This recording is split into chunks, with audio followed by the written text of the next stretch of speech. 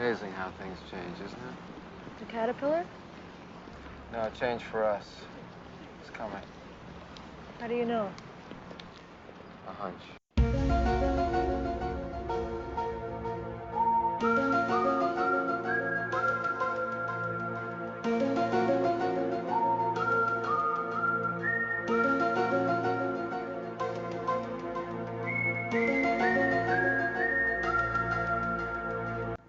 Hello, and welcome to Discovering the X-Files, the podcast in which a newbie, that's me, takes a deep dive into the entirety of Chris Carter's creepy universe, as longtime fans escort me on the journey, a journey filled with paranoid conspiracies and monsters of the week. I'm Erix Antoine, and today Daniel and I will be discussing Tooms, which originally aired in the US on April 22nd, 1994. It was written by Glenn Morgan and James Wong, and directed by David Nutter. In this episode, the mutant, liver-devouring serial killer Eugene Tooms, who we last saw way back in the classic episode Squeeze, is released from prison. Naturally, Mulder and Scully try to stop him from resuming his killing spree. It's a sequel to one of the X-Files' best episodes, and Doug Hutchison returns in the title role. The episode features Paul Ben Victor as an unfortunate doctor, and it also features the return of the smoking man played by William B. Davis. Yet another very important guest star is Mitch Pileggi, making his X-Files debut as Walter Skinner. After the break, Daniel and I are going to get into this fun episode, so stick around.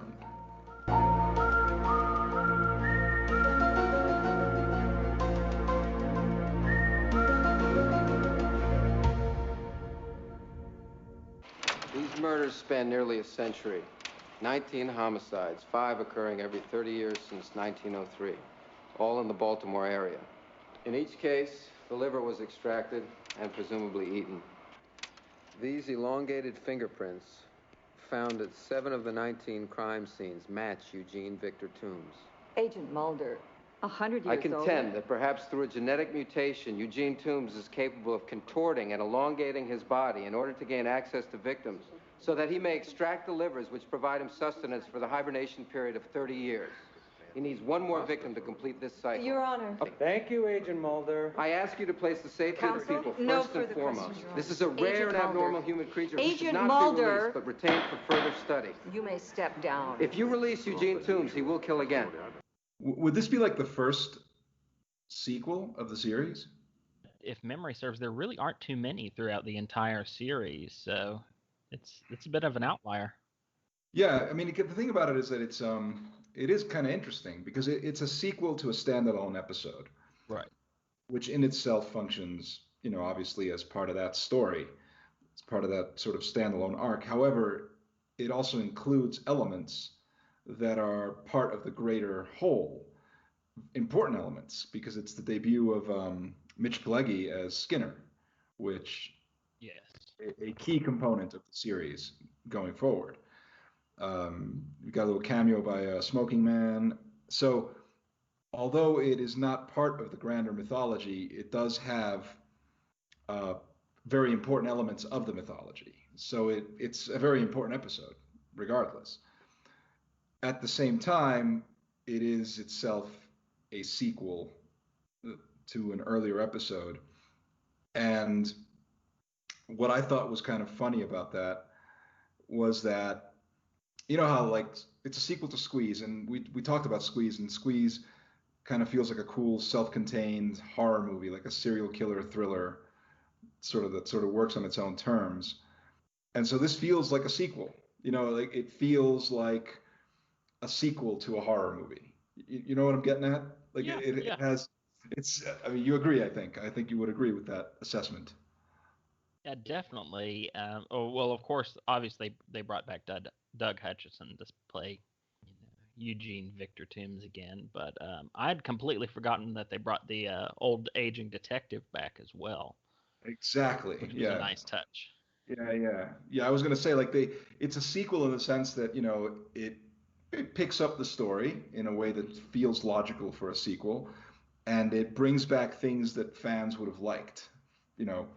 brings back the villain. It brings back a supporting character that was like a enjoyable character. Gives him more to do.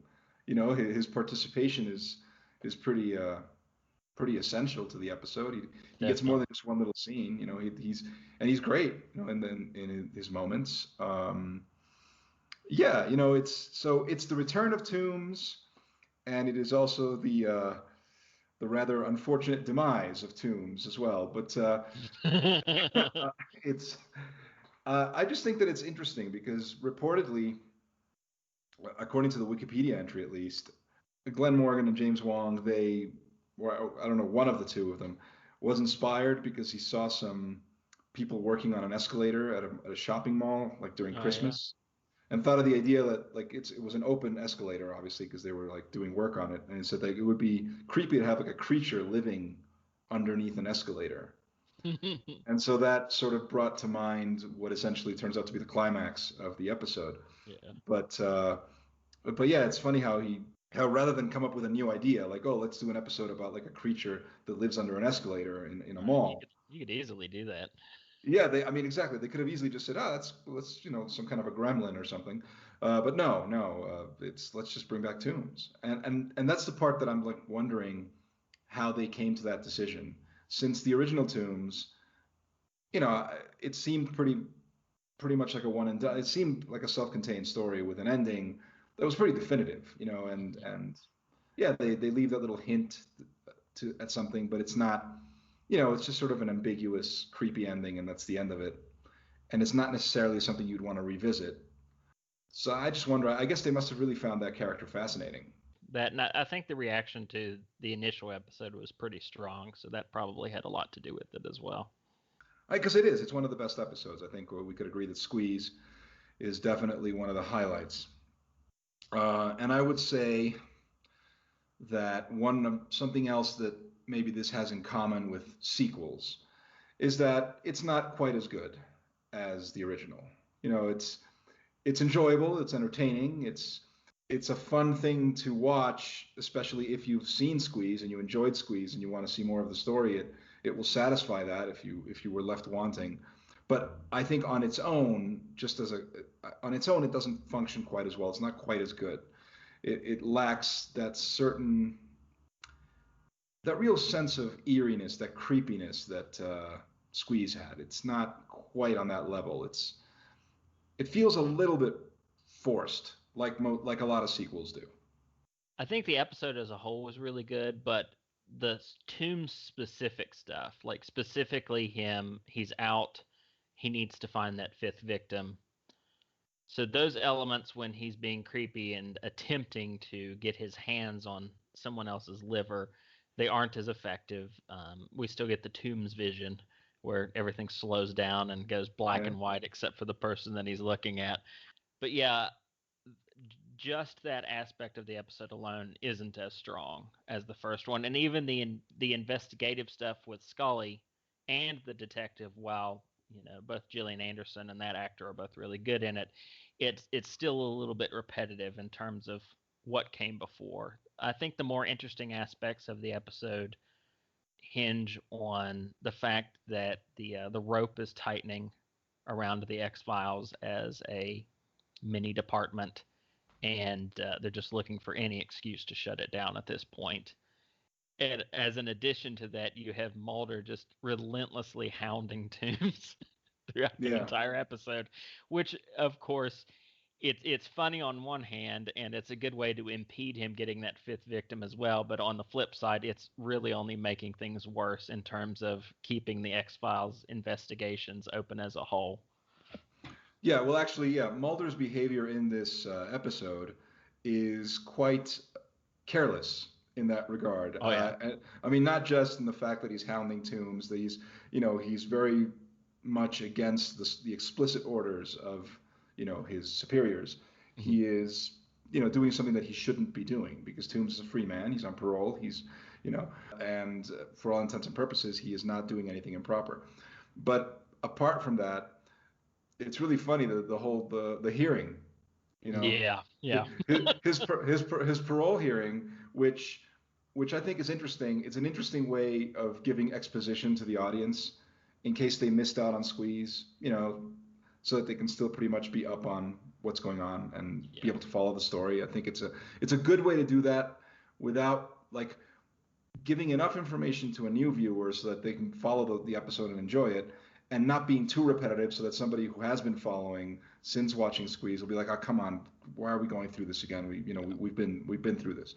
So it's just a good way of doing that. But the funny thing about that scene is that Mulder's testimony is so ridiculous. I mean, we know it's true. We know because we're the viewers and we know that that's what happened. But we also know as rational human beings that anybody telling you a story like that is going to sound like a lunatic. Yeah. So and you think to yourself, come on, you've got to, Mulder, you're not an actual lunatic. You had to realize that if you came out with this story, you had to realize that they weren't going to buy that. I mean, it's not even, you don't have enough evidence even. I mean, what you're presenting is such a flimsy, far-fetched, ridiculous story but he just goes, he runs with it. And that, I guess it's cool to sort of, he's being true to character, right? Because this is Mulder. He doesn't give a shit. Here's the truth. It's crazy, but whatever. Deal with it. Right. He has the strength of his convictions. He is there. He's like, look, I don't care. I know it sounds crazy, but you have to believe me because I'm not lying. And look at this black and white blurry picture that shows this elongated fingerprint that is clearly his fingerprint, and et cetera. So yeah, like the whole thing is just it's funny, and Scully is sort of sitting there sighing, just sort of sighing and going like, here we go. Okay, and then right after the Skinner meeting too. Right, just getting chewed out by Skinner, like, all right, like we've had enough of this. Like she has to go and sit there and be like, your testimony was, can't even bring herself to say it. So I think to your point, where the episode on a whole is a good one, and I agree. I think as a sequel to Squeeze, it's fine, and it doesn't generate the same sense of, I suppose, mystery, which I guess that's inevitable because that's one of the problems with a lot of horror sequels. I think that's always the problem, where you have the first one that's always going to be, it's the first one, so everything's fresh and new and you get sucked into the thing and whatever. And then with each sequel, like that part's gone, so they have to come up with other things to keep it interesting. Yep. And so it's the same problem here. Like they can't help it. It is repetitive. It goes through a lot of the same beats, that the first one did. It tells us things we already know if we watch the first one.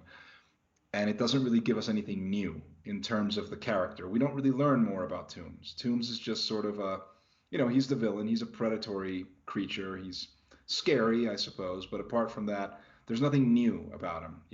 He's a lot more, I guess we could say that it's more action-packed in that sense, that there's more of a direct showdown. It's like last time Scully had to take him on. This time Mulder gets to sort of face him head on and vanquish him. But apart from that, yeah, it's pretty much follows the motions. So what makes the episode a little bit more interesting is actually the B story, the side stuff. Skinner, this is his first appearance, and I think his only appearance in season 1. I think he's not going to. You're right. Yeah. Yeah, he's not going to. I don't know if he. I was reading about that. I don't know that he shows up again. But he is a character who will show up again. But he immediately makes an impression. Like, I mean, I don't know if it was planned for Skinner to be a recurring character, but then he did such a good job that they were like, yeah, this guy is intense. He has the way he plays the role is just really interesting. He's not like a run-of-the-mill bureaucrat. He has this sort of intensity and strength, and yeah, he's a great character. Like I don't, it's fun just from he's got I think like just 2 scenes in the whole episode, but they're very good scenes, and he's very good in them. Of course, horror fans know him. He was in Shocker. He was in Shocker, right? He's the bad guy. Yeah, he's the bad guy from Shocker. So horror fans should recognize actor Mitch Pileggi from there. I mean, it's kind of a testament to his range as an actor that he could go from playing a very over the top, very cartoony horror movie villain in Shocker uh, to playing this character that is, very grounded, very convincing, very realistic, and very compelling. And I don't know, I just, I'm gushing about him because I think he's one of the best elements of the episode. Oh, I agree, and you're right. In fact, while I was watching it again, I was thinking about the fact that under any other circumstances, if we completely set aside the fact that he would have eventually be cast as Skinner, I know he said that he had auditioned for a few other roles earlier in the season and just didn't get them. And I started wondering, he would have been great as Mr. Salamander Hand. I mean, that would be right. That would have been right in his wheelhouse. Yes, there you go. Because okay, because if they wanted like an over the top kind of bad guy, Yeah. and a mustache twirling villain to be really over the top, licking his finger or whatever he's doing. Yeah, I mean, I think he would have nailed it. He definitely would have nailed it. There you go. But I guess thankfully he wasn't cast in anything else because if he had been cast in something else, he probably wouldn't have been cast as Skinner. And maybe he would have, but I mean, because there is somebody else who eventually I think gets cast as a recurring character who already appeared in a previous episode, like as a different character. So maybe it would have happened, but still, it is funny to think that. You're right. I didn't think about that specifically, but you're absolutely right. He probably, if he had played that role, that episode would have improved, like exponentially. Oh, definitely. Like since that's clearly the one big thing that's wrong with it. So yeah, cameo from Smoking Man who utters his first line. I think it's just, I don't even know. It's a simple line too. I think it's just something like yes or no or. I wrote it down to my notes. Oh, okay. So what is Smoking Man's first line? It's at the very end of the episode. Skinner has read the report, and Skinner looks at him and says, "Have you read this report?" He doesn't reply. He said, "Do you believe them?" And his response is, "Of course I do." And that's all he says. Yeah, but yeah, that's exactly. It's a cool line. It's like really. Oh yeah. The way he delivers it, it's just like, and then he puffs on that cigarette and just puts it back down. Yep. Yeah, just like it's good. It's really good. So those are the things that actually make the episode better. Not that it's bad without them, but I think that if it didn't have those cool elements, it would be an enjoyable episode, but it would feel a little bit repetitive, like we've been here before, because everything that has to do with Tooms, although it's fun, it does have a sort of repetitive quality to it. It does have enjoyable elements to it. Like I also like Paul Ben Victor, character actor. Yeah. is in a bunch of stuff. People should recognize him. He was on The Wire in season 2 of The Wire. He was one of the Greek drug dealers. And he's been in tons of movies. He's just one of those guys that shows up in just about everything. And this is one of the rare times where he's playing like a non-sleazy, just sort of regular, normal, intellectual, like just kind of a normal character. He basically playing the very, very, very stupid doctor, who if we're being 100% honest, kind of gets what he deserves. But I like that's a trope too. That's a trope too. Oh, yeah. The whole like the naive character, the one who doesn't believe in the danger, who like downplays the danger, who's naive, who ultimately and because of that pays dearly. And I think that that's very much a horror movie trope. And I think that they're very aware that they're playing with that trope in this episode. Almost, it's almost for sure. Oh, well, definitely, it's very narrow. I mean, I think that there's something that's very unlikable about him from the beginning, just like kind of smarmy, and that's obviously deliberate. He's not supposed to be a sympathetic character. You're not supposed to really feel sorry for him when Tooms decides, fuck it, I'll just take your liver. I've had enough. I mean, and so the whole thing is just, and then when he shows up at the house, the way that whole scene is built, I was like, oh, okay, so that's the end of this guy. It was bound to happen sooner or later. That's a very funny and satisfying scene.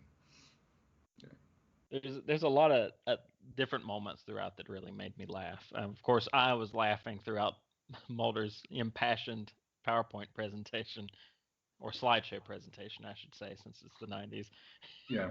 Oh yeah. Where you can see the people on the panel just shaking their heads, and Scully's rolling her eyes back over in the audience. That was funny. Yeah. But another good one was Tooms is out. He's back on his animal and roadkill retrieval job. Spots the woman walking down the sidewalk, and then Mulder steps into frame with this weird bit. So, yeah, I wrote part of it down. It said, "Can you help me find my dog? He's a Norwegian elk hound. His name is Heinrich. I use him to hunt moose." That is very funny. Absolute dick. Yeah, I think, and that's something else I got from the Wikipedia entry, I think, where the idea of Tooms then faking an assault, right? Yeah, that was great. Yeah. Yeah, that's really cool, and it's apparently somewhat inspired. They say that it was inspired by Dirty Harry, but I don't know. I mean, I think that that's also kind of a trope. You know, I would think that the idea of, like, you know, it's something that one of the bad guys in a cop movie will try to do to get the the guy on his tail in trouble. But I guess, I mean, it's a major plot point in Dirty Harry. That is true. I mean, the Scorpio does, like, he pays someone to beat him up. Yeah, like he does a real number on him and like blames Harry for that, and so that's like a huge plot point. That's an interesting detail that I liked in the episode. And what I guess the thing that I thought it was interesting. I thought it was an interesting suspense beat, even if it doesn't really make logical. I mean, I'm not sure if it makes logical sense that rather than kill Mulder, he wants to incriminate him. Yeah, I think he just wants to take him off the table long enough for him to get one more liver and cocoon himself. But on the flip side, I think that's a bit short-sighted on his part, because eventually it's going to get cleared up, and eventually Mulder is going to find him. I mean, that's just right. Right. I mean, I think that's the part where I sort of question the logic. I mean, I guess in some ways it's a bit of a plot hole, because when you think about it, I mean, in the end he ends up killing his doctor. Yeah. You know, and that's going to be incriminating as hell. Yeah. Yeah, that's going to be, they're going to, who else would have done this, right? And so, like, that is going to be very clear. And then on top of that, so if you're going to do that anyway, I mean, if your concern was, well, you don't want to get tied to the murder or whatever, if that's your concern, but it's your last liver, then you're going to go into hiding for 30 years. So you might as well kill the bastard who's, like, hounding you and being a pain in the ass. You might as well just kill him, take his liver, and then go and hide, right? I mean, you know, there's no episode if they do that, and there's no more X-Files if they do that. But in terms of logic, it's a little bit shaky. It's fun, but it's a little bit shaky. That I think they did that sort of to create suspense, because I think we are supposed to think that, you know, when you got that shot of the trunk closing, and, you know, Mulder's driving home, and you know that Tooms is going there, and so you think to yourself, oh, okay. And I think we're meant to think that he's in danger, that, you know, that he's going to try to kill him or whatever. And when they do that sort of, that twist, it's sort of like, oh, okay, he wasn't going to kill him. He did this. There's one plot hole that I realized this time watching it. And you were talking a little bit earlier about how Tooms doesn't really have much of an arc. We don't really learn much more about him. I mean, we get some peeks into his personality in terms of his irritation with Mulder, but outside of that, there's really no new revelations. They go out of their way to have this search for this fifth body from the 30s that was disposed of in a very different way. And of course, that ends up leading to them matching the teeth on the rib bones.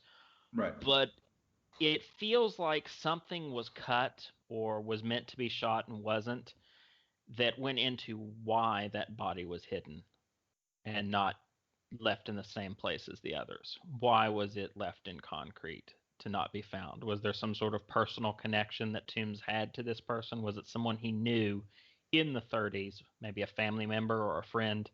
Something that would have given a little bit more insight into Tooms himself.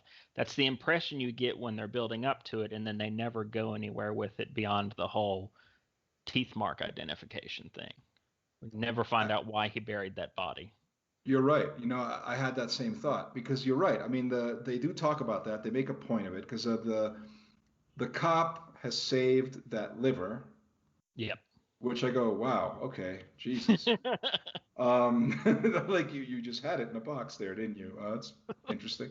Okay, but anyway, so he saved that liver, which as we can understand is a at that point, 60 years old at that point, and he says specifically he believes that it was because of a personal connection, that's why, or at least he disposed of this body in this way because maybe the body would have led them to him, that it would have been connected to him in a specific way.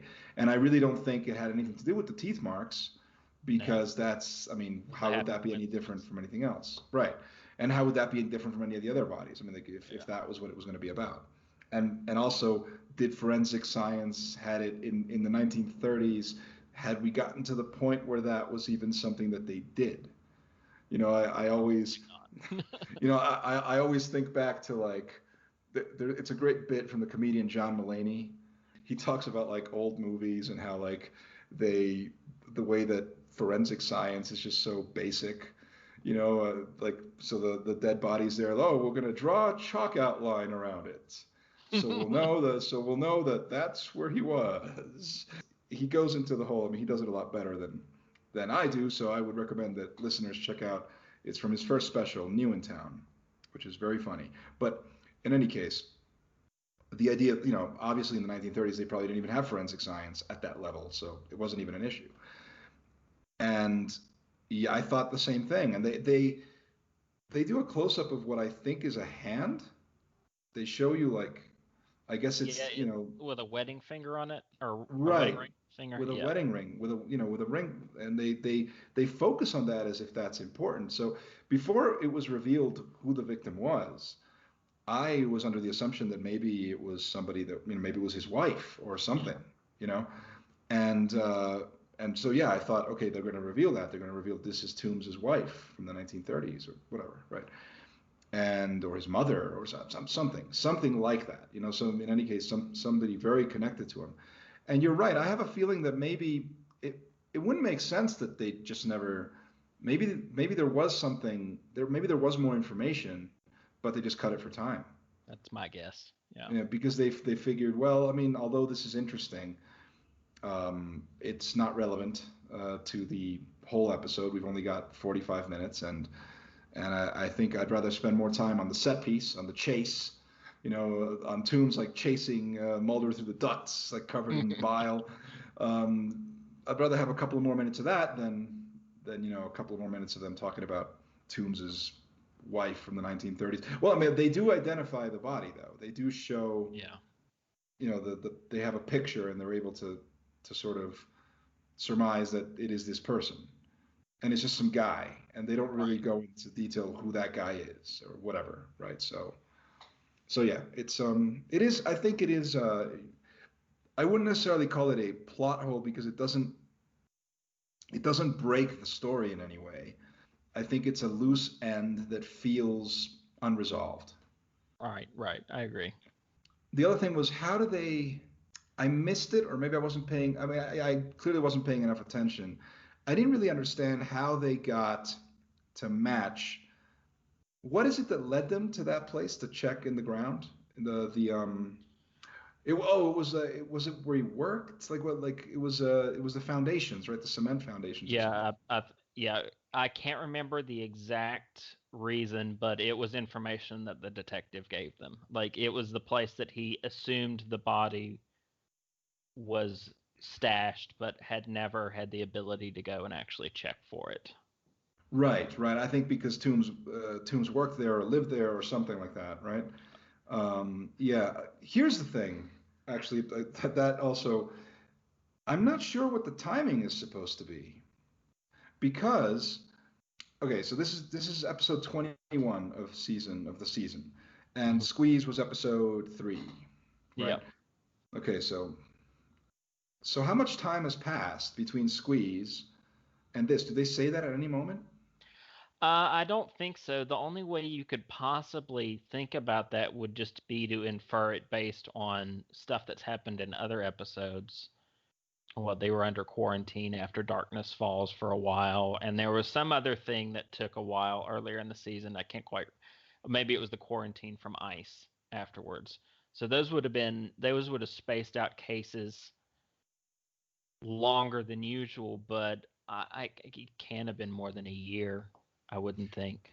Right. I mean, because like even if you're considering real time, let's because if it were real time, it wouldn't be much time at all. If it's real time, you're talking about a few months, 5, 6 months at most between when those episodes aired. Well, I mean, back then, seasons of television ran long, and they didn't run for 22 weeks. They ran with lots of space in between, and they showed repeats.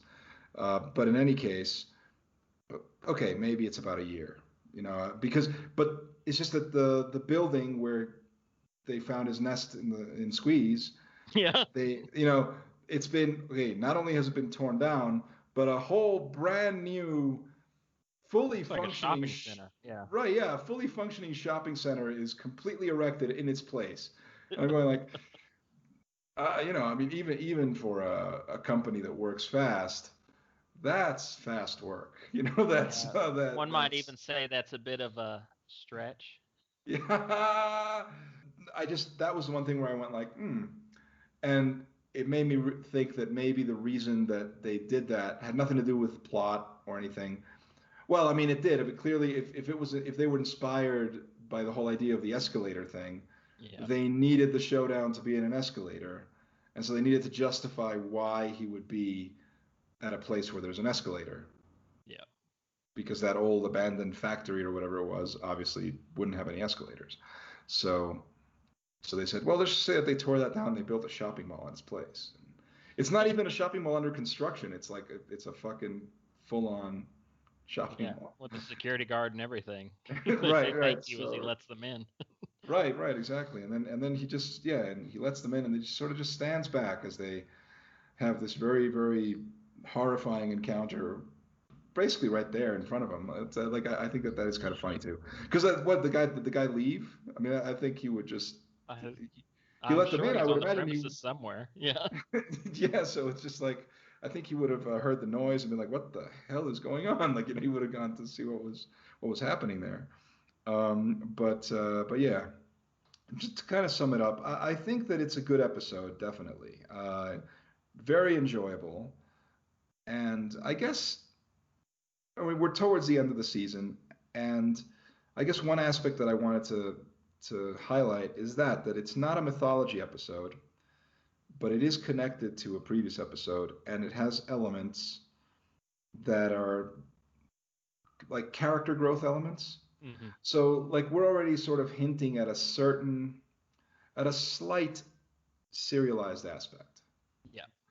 Because they're putting little seeds here, things that are not going to just get dropped. Because even the way the episode ends, the ominous way it ends, the note that it ends on isn't, oh, we caught Tooms, we saved the day, okay, he will never hurt anyone again, whatever. That's not the note that it ends on. It doesn't choose to end on the we defeated Tooms, which could have been, if they wanted. That could have been the end of the episode if that really. But the note they end on is not that one. The note they end on is, it's like it's that very eloquent scene of Mulder and Scully in the park looking at the caterpillar and just talking about change, and just like a change is going to come, something's going to happen, big things are happening, and that very explicitly seems to be. It's the sort of thing where it almost seems a little on the nose, but it works. It's a cool note to end the episode on, and it seems very deliberate. It's like, yeah, stay tuned, because this is not going to be dropped. We're putting little hints here, and I imagine that. I mean, we're a couple of episodes away from the season's finale, so I imagine that this has plot points that will be picked up soon. Another big thing I really like about it is the conversation the two of them have in the car while they're on the stakeout. Just the interplay between them. Her making cracks about his car smelling funky. Him asking Yeah, if she brought him the sandwich he asked for. yeah, Yeah, it's liverwurst. Ha ha ha. And then his yeah. whole spiel about iced tea and root beer. And then, of course, more serious aspects of it, with her just once again flatly stating, I don't care if I get in trouble for this. I'm sticking by you no matter what. It it just it's a good way of illustrating both how Anderson and Duchovny have grown together, working side by side, and how the characters have meshed over throughout the season. I mean, the liverwurst joke is something that Mulder would crack at any given point in time, but the fact that it comes from Scully just shows that he's kind of rubbing off on her a little bit. Yeah, yeah, that's a good point.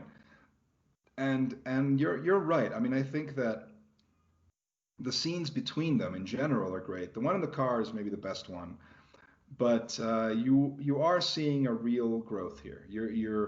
And what you've pointed out from the very beginning, how you said that they're good individually, but they're good together, right? And it's the combination of those two things that makes the show work. And in an episode like this, you see that absolutely. Like you really see how well they work together. I mean, I've heard some reports that they didn't always get along behind the scenes. Certainly not from the very beginning.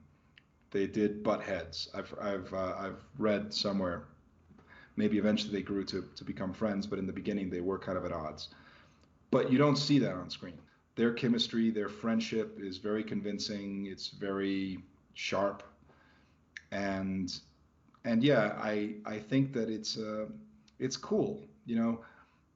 The way that when she says something to the effect of "You're the one person that I would do this for," or something like to that effect, Mm-hmm. it's not played from a romantic point of view No. because they took a risk. And it seems to me that that's very much an actor's choice because that line is written in the script and you can read it, you can play it any way you want as an actor. And Gillian Anderson, the way she plays it is not romantic, and she's very clear about like this is a deep respect and appreciation and care for her colleague, but not necessarily a romantic thing. And I like how they immediately follow that up with, if there's iced tea in that bag, it could be love. And the fact that, and very clearly there isn't iced tea in the bag. Just to sort of hammer point, they really want to hammer it home at this point. It's like, nope, nope, nope, we are not going there. We are not going there. They're very, very insistent on that. And I appreciate that. I think it's funny. And I almost think that it's deliberate. I mean, I do think that it's something that they do very much on purpose, where there's like, nope, we're not going there, guys. Like, the network is pushing us, suits are pushing us, maybe even some fans are pushing us, but we're not going there. And I think that that's really fun. That's really cool. Yeah, I agree. My final thought is best product placement for lid lock ever. Not Yeah. only will it keep your children from playing in the potty, but it'll keep elastic mutants out of your house. Yes, yes, definitely, because I think that it's very good product placement because in reality, I'm pretty sure Tooms could have busted through that toilet, no Probably, problem. but That's a great scene. Like, well, let's highlight on. I actually want to end on that note. The toilet sequence is a great sequence. It's a great suspense sequence.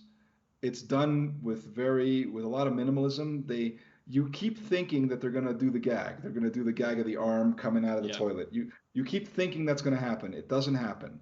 They just do things with subtle, pulling on the wire on the thing, and so like it's a really well done sequence. I think that is one thing. This episode was directed by David Nutter. okay. I didn't check on this one, so I was wondering. Yeah, it was directed by David Nutter, who Chris Carter, at the time at least, referred to as the best director that they had, on staff. And at this point, I'm going to say I'm inclined to agree with Chris Oh, Carter. yeah. Of the first season, the best directed episodes have been David Nutter's. And honestly, I think he did direct some of the best, like most of the best episodes of because he directed Ice, he directed Beyond the Sea. He directed this one. I think he didn't direct Squeeze.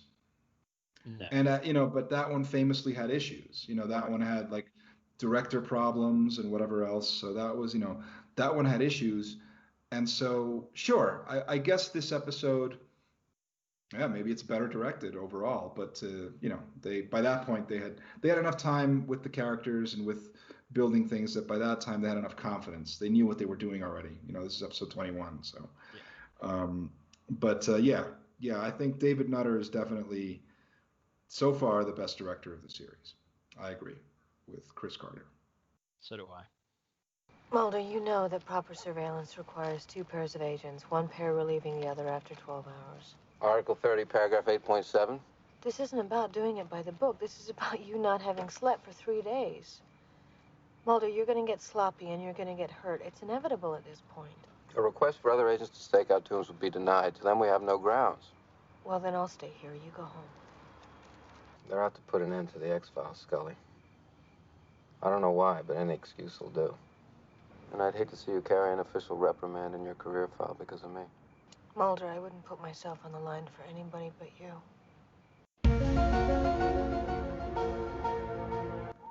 And there you have it. I hope you enjoyed our discussion. And if you did, please subscribe to the podcast. Give us a like. Take a minute to write a positive review and go ahead and spread the word on social media. The podcast is available on Anchor FM, Spotify, Apple Podcasts, and other platforms. Look for the Erix Antoine Network on Facebook or on YouTube. You can also follow me on Twitter at ErixAntoineNet and check out my film reviews on Letterboxd. You should also check out Daniel Baldwin's website, theschlocketeer.com, and follow him on Twitter at Daniel W. Baldwin. I'm Erix Antoine, and I'll be back in a few days when Daniel and I will be discussing Born Again, which, you guessed it, is yet another confusingly titled episode, which even a hardcore fan like Daniel is unsure about with regards to just what resurrection-based plot it covers. So I hope you'll join us and find out. Until then, let's all remember that the truth is out there. See you next time.